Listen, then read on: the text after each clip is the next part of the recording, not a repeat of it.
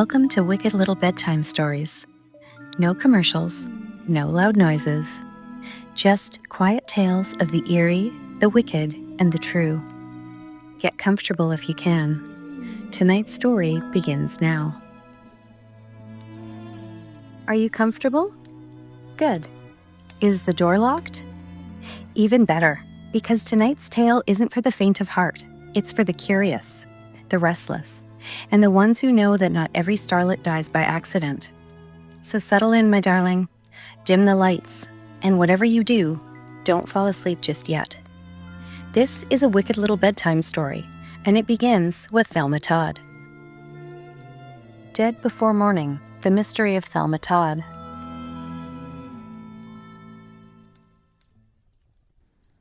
Some stories from old Hollywood shimmer with glamour, and some are wrapped in shadow.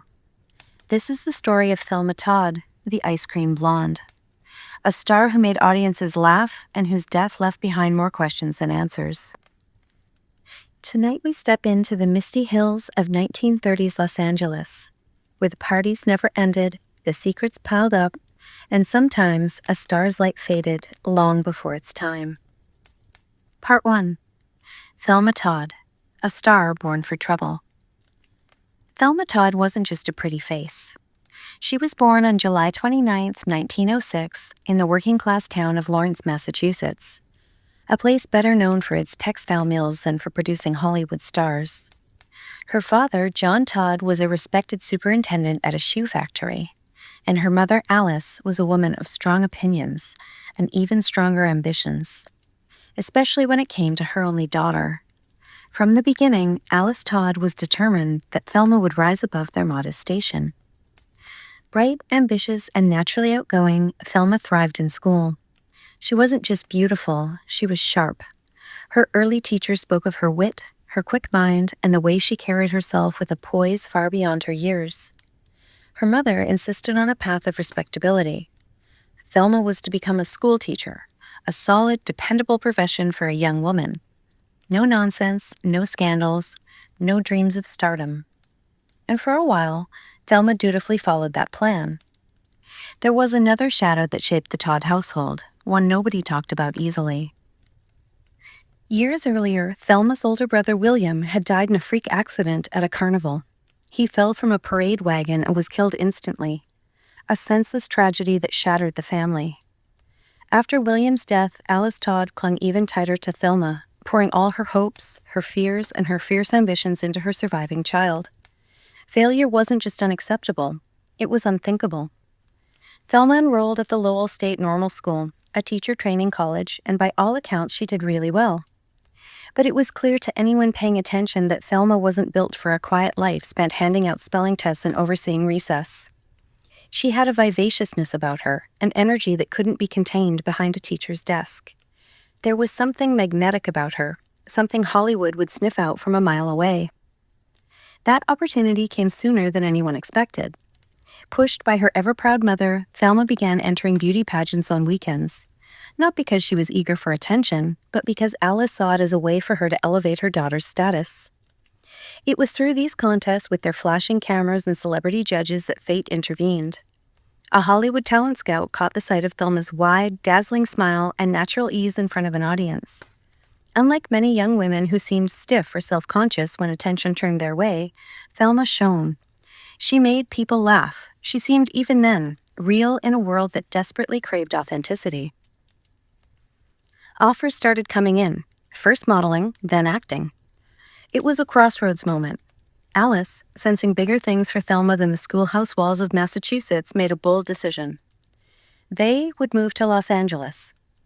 Mother and daughter packed up and headed west, determined to make Thelma's name in Hollywood. It wasn't an easy transition.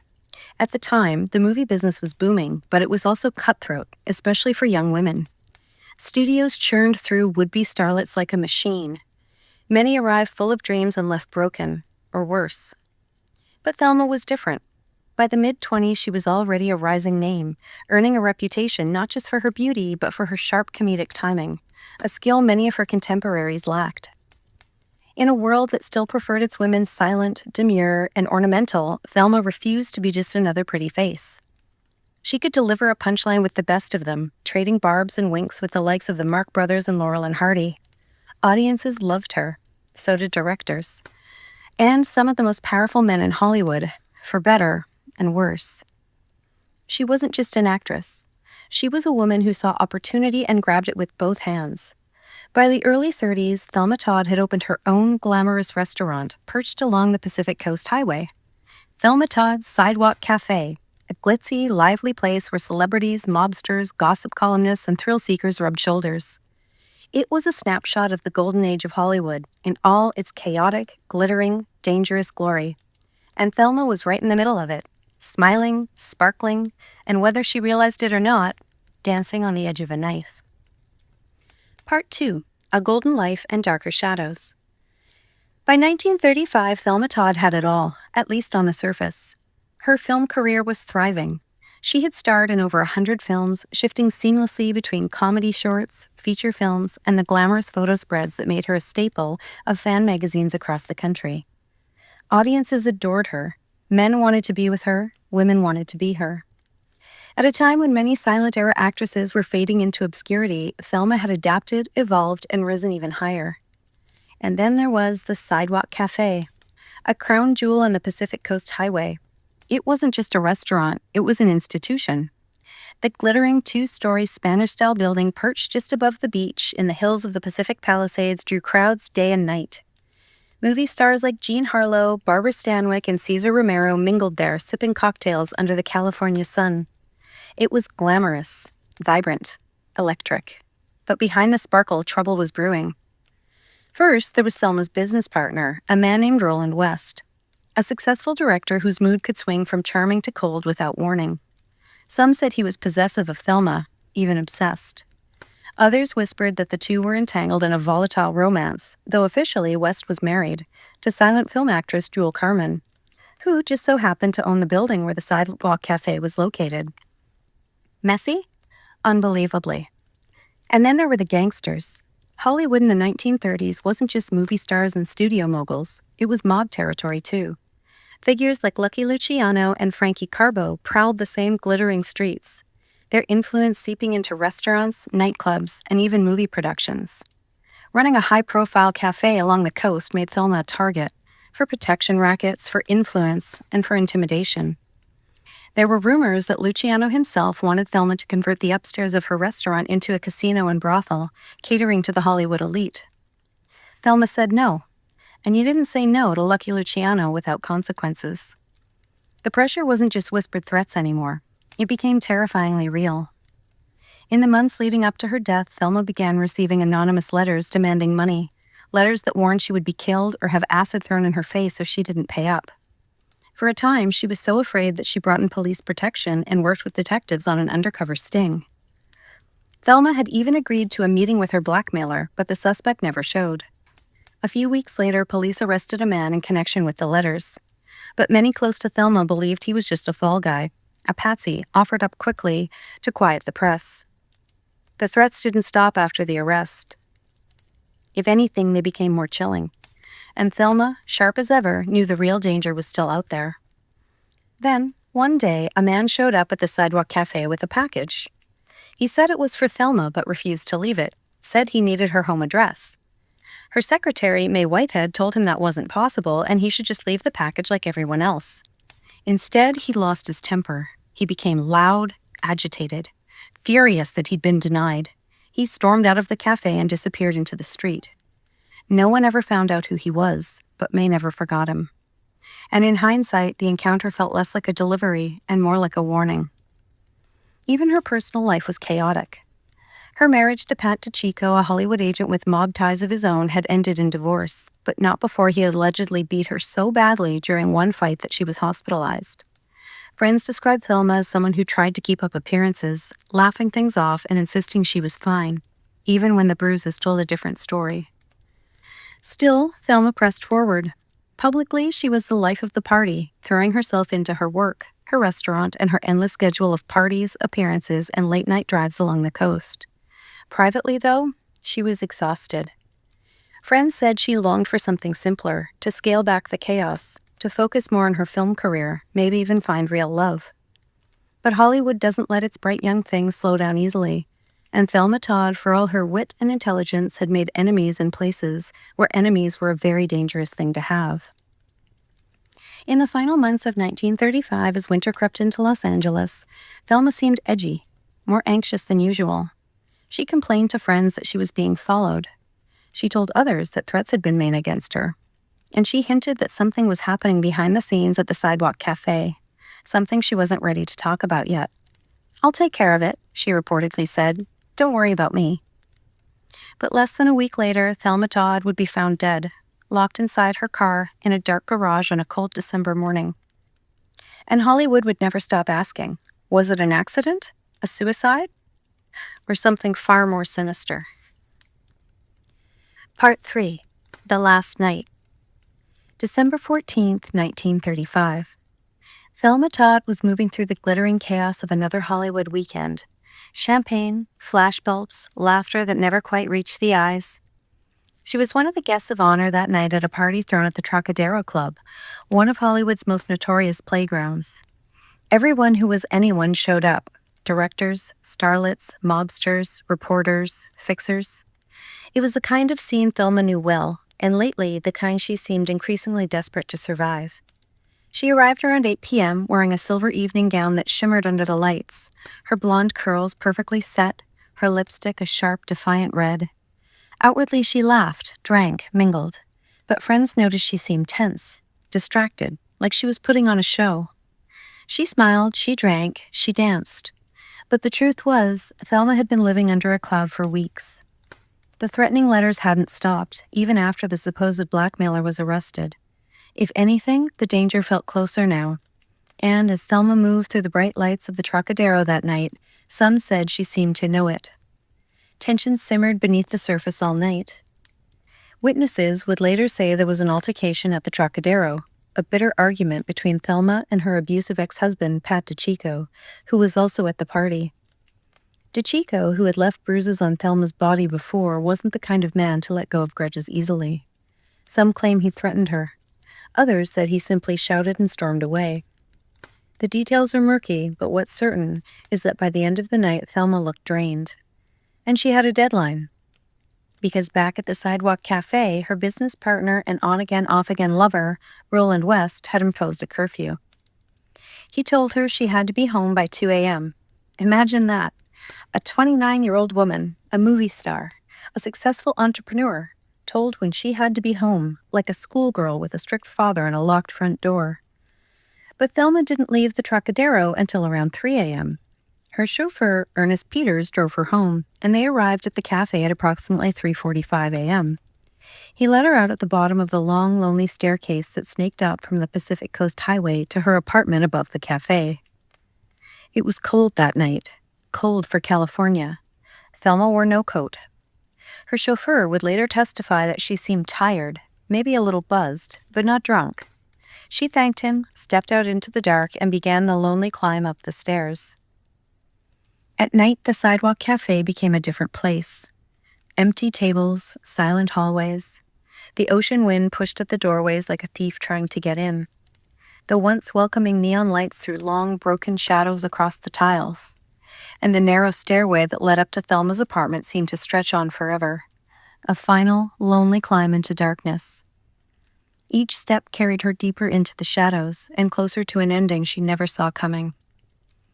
That was the last time anyone would ever see Thelma Todd alive. Some believe she never made it upstairs at all. Others think she was intercepted by someone she knew, someone who had been waiting for her. By Sunday night, Thelma still hadn't been seen or heard from. Her business partner and sometime lover, Roland West, started getting nervous. Roland claimed he hadn't seen her all weekend. Odd, considering his apartment was right next to hers, so close that if she'd come home, he should have heard her. But according to Roland, he didn't. Of course, it wouldn't be the last time his story raised a few eyebrows. Years later, near the end of his life, Roland reportedly made a quiet, guilt-ridden confession. He admitted that he had locked the heavy garage door that night, not expecting the space to fill so quickly with exhaust fumes. He hadn't meant to kill her, he said, but he might have set the stage for it. On Monday morning, December 16th, Roland sent Thelma's maid, May Whitehead, to check on her. It was May who made the grim discovery. May would later say the garage felt strange the moment she stepped inside. The air was cold, heavy. And before she saw Thelma slump behind the wheel, she said she knew, somehow, that something terrible had happened there. May ran screaming from the garage. She had found Thelma's body slumped behind the wheel of her luxury car, a 1934 Lincoln Phaeton, inside the garage belonging to Jewel Carmen, Roland's estranged wife. The engine was off, the car door was closed. The driver's side window was halfway rolled down. And Thelma Todd, the bright, funny girl from Lawrence, Massachusetts, who lit up movie screens across America, was dead. Her elegant silver dress was stained with blood from a cut in her lip. Her body showed signs of bruising. And despite the official ruling of carbon monoxide poisoning, questions swirled immediately. The scene didn't add up. Not to the public, not to Thelma's friends, and not to anyone who understood the true cost of saying no to powerful men. Part 4. The Discovery and the Story That Didn't Add Up. By mid-morning, Monday, December 16th, 1935, the facade had finally shattered. Thelma Todd, the laughing, luminous blonde who could light up a room just by stepping into it, was dead, slumped cold behind the wheel of her Lincoln in a dark garage high above the Pacific Coast Highway. The news hit Hollywood like a slap. But as investigators descended on the scene, another story was already being written. Their findings were strangely convenient. The police were quick, too quick, to declare her death an accident.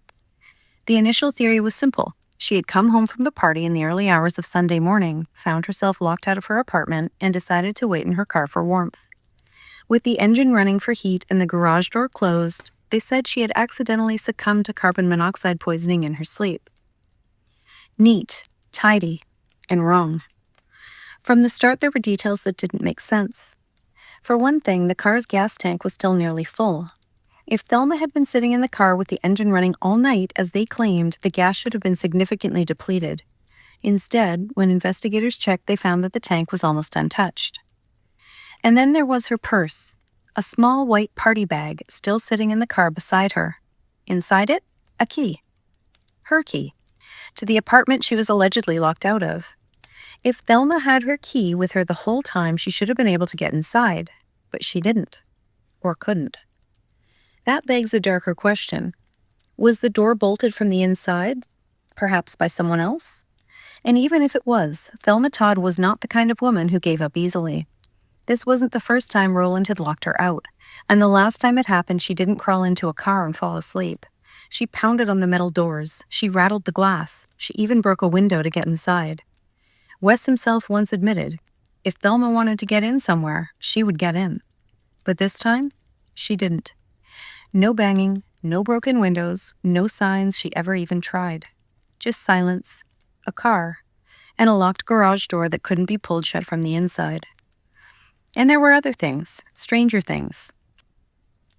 Her makeup was still intact. Her hair was still neatly coiffed. There were no obvious signs that she had been inside a running vehicle for hours breathing deadly fumes. There was also the matter of the bruises, faint marks on her body, including a small cut on her lip and bruising across her torso, possibly even a fractured rib. Injuries that didn't square easily with someone quietly slipping away from carbon monoxide in her sleep. And finally, there was the garage door itself. It was heavy, it was stiff. It was the kind of door that couldn't easily be pulled shut from the inside. Yet somehow, when they found her, it was closed tight. Closed and locked. Was she trying to get out? Was someone trying to keep her in? And one more thing. Thelma Todd wasn't some helpless ingenue when it came to cars. She owned several, drove a 1932 Lincoln Phaeton like it was built for her. She knew engines, knew what they could do. So the idea that she'd sit in a closed garage with the motor running, that she wouldn't know better, doesn't add up. There were contradictions, too, about when exactly Thelma had died. Her official time of death was estimated around 5 a.m. on Sunday morning. But one woman, Martha Ford, a longtime friend of Thelma's, swore she had spoken with her later that same day. According to Martha, the phone rang around 4 p.m. on Sunday. It was Thelma. Not maybe, not probably, Thelma. She'd known that voice for years, and she'd recognized it in a hurricane. Thelma sounded breathless and playful, said she was still wearing the same silver dress from the night before, and wanted to know if it was okay to come to a gathering in it anyway. Then she said something strange, something that stuck in Martha's mind long after the headlines faded. She said she wasn't coming alone. "You just wait until I walk in, you'll fall over dead when you see who it is." A mystery man. Someone Thelma was teasing about, someone she was with, someone she was about to introduce. The call ended.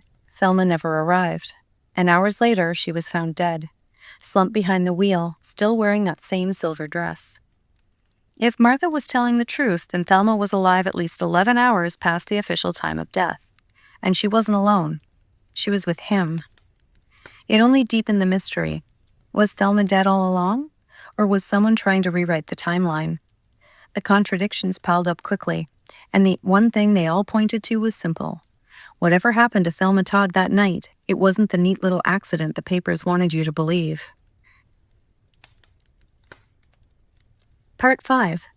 The autopsy, the verdict, and Thelma's mother refuses to be silenced. The Los Angeles County Coroner's Office conducted an autopsy the next day. Their findings were strangely convenient. Yes, they confirmed that Thelma died from carbon monoxide poisoning, but the bruises on her body? Explained away as minor and irrelevant. The small bloodied cut on her lip? Non-issue, they said. Maybe she bumped her face when collapsing in the car. Still, the evidence wasn't so simple. Her blood alcohol content was reported as minimal, nowhere near drunk. There was bruising across her torso, possibly even a cracked rib, though the official report didn't highlight it clearly. And then there was her stomach. Inside were partially digested peas and carrots. A strange detail, because when police questioned Billy Wilkerson, the man who had hosted the party at the Trocadero, he told them those vegetables weren't served that night. So where did they come from? She was seen leaving the club around 3 a.m. and was dropped off at the cafe shortly before 4. If she died soon after, as the official timeline suggests, when did she eat a meal that included peas and carrots? You see, food doesn't magically appear in the stomach. It takes time to digest and time to consume. If she ate them after she left the party, it means she was with someone, somewhere. Long enough for dinner, long enough to change the timeline, long enough to suggest that whatever happened in that garage, it didn't happen the way they said it did. And then there's her throat. Some reports claim that Thelma's autopsy showed damage inside the throat, as if something had been forcibly inserted. A hose? A tube? Maybe something used to pump exhaust fumes directly into her airway. If that's true, then this wasn't a sleepy death in a sealed garage. This was staged. A cleanup job dressed in mink. The official verdict? Accidental death, with an odd little footnote. Accidental death with suicidal tendencies. A convenient hedge. A tidy way to leave the door cracked open if anyone demanded deeper investigation later. But Thelma's mother, Alice, wasn't buying it. Alice was no Hollywood pushover. She had fought her way out of Massachusetts factories to bring her daughter to the top of the movie world, and she wasn't about to sit quietly while the LAPD rubber-stamped her death. Publicly, Alice Todd declared she did not believe her daughter had taken her own life, accidentally or otherwise.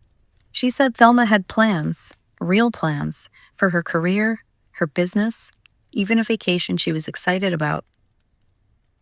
She pushed the newspapers to ask harder questions.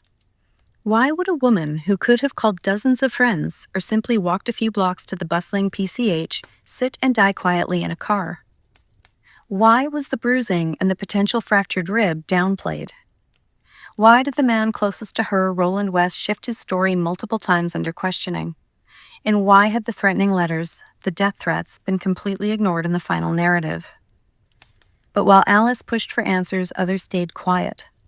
According to Alberta Schaefer, a cashier at the cafe and sister-in-law to Jewel Carmen, no one on staff dared to talk about what had happened in the weeks leading up to Thelma's death.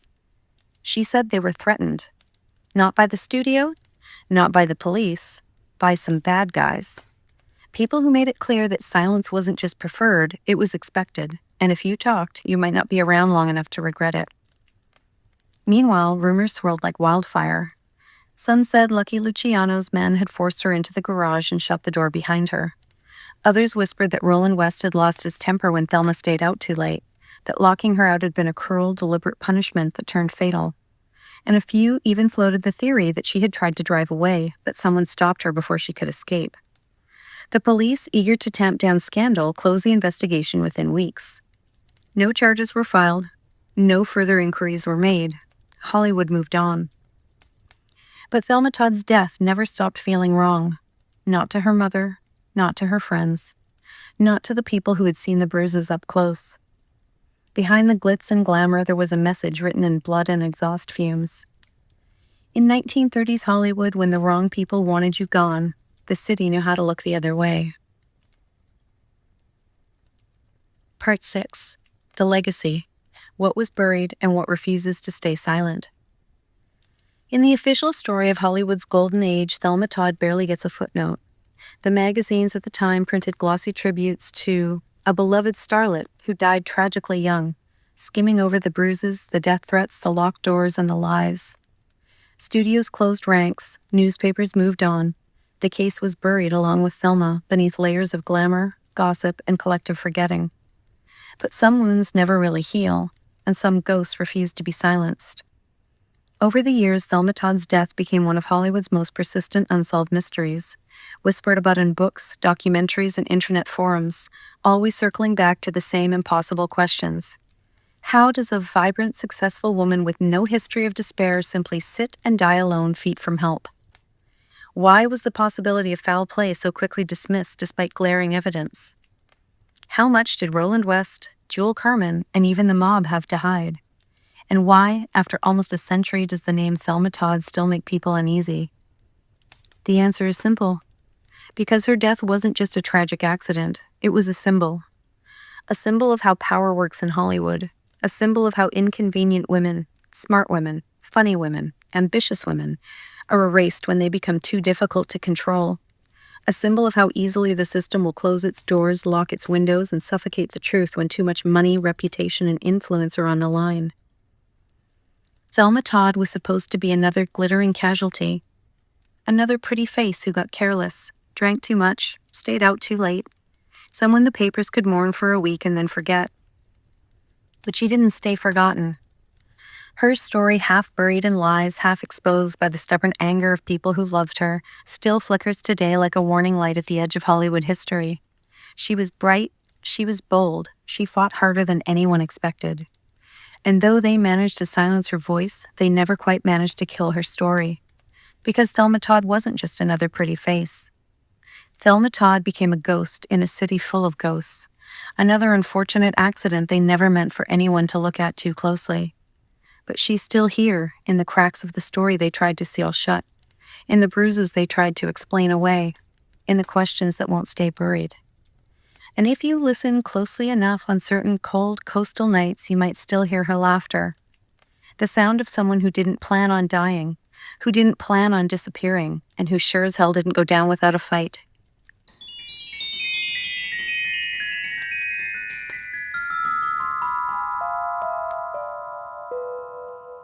Thanks for listening to Wicked Little Bedtime Stories. Sleep well, if you can.